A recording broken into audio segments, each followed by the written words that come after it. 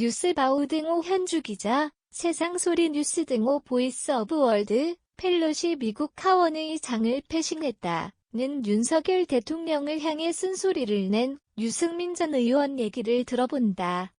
5일 페북의 대통령 선택을 우리 국익을 위해 총체적으로 고려한 결정이란 오늘 땐후 유 전 의원은 이번 패싱이 기회주의 정량다리 전략으로 해석했다. 미중 패권 경쟁에서 최상의 국가 안보는 한미동맹이고 모든 일의 근본으로서 이 위에서 중국과 호의 원칙으로 동반자 관계를 발전시켜야 한다는 지론이다. 미국과 중국이 바보가 아니다.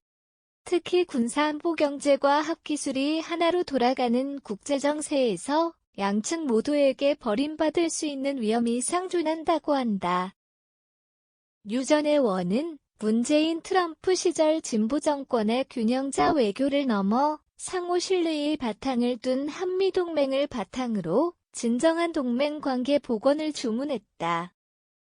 중국에게 예의 바른 결정과 국익의 도움 여부의 상관성을 국민에게 설명해달라는 유 전 의원의 글은 야권에서 제기되어야 할 상황인데 그 반대여서다.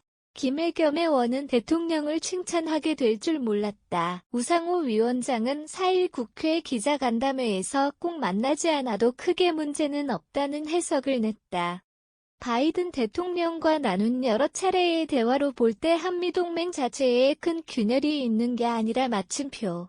심각한 정책 내용으로 삼을 필요는 없다는 의견을 냈다. 진중권 전 교수는 4일 CBS 라디오 한판 승부에서 대통령의 선택을 신의 한 수로 평가했다. 내친 것도 아니고 만나주기도 모호한 상황에서 묘범묘책 같다고 말했다. 공항부터의 전 홀대라는 얘기가 나오기도 하고 외교 결례 논란도 나오지만 정작 미 대사관 측에선 한국 외교부와 협의에 조율한다는 입장을 냈다.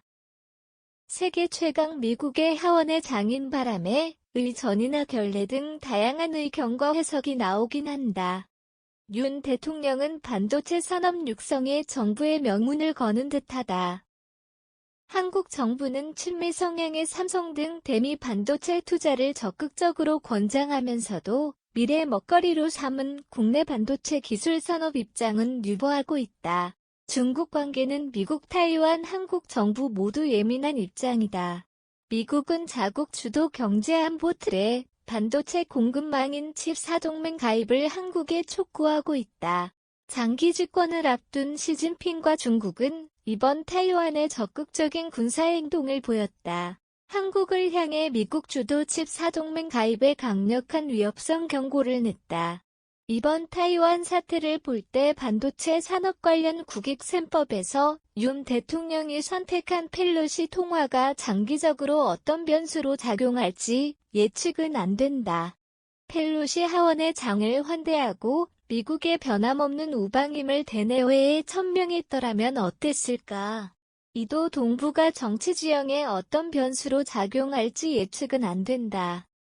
유승민 전 의원 지적대로 미국과 중국은 바보가 아니다. 현주 기자 사코파워 @아웃룩, 캄루즈바우.com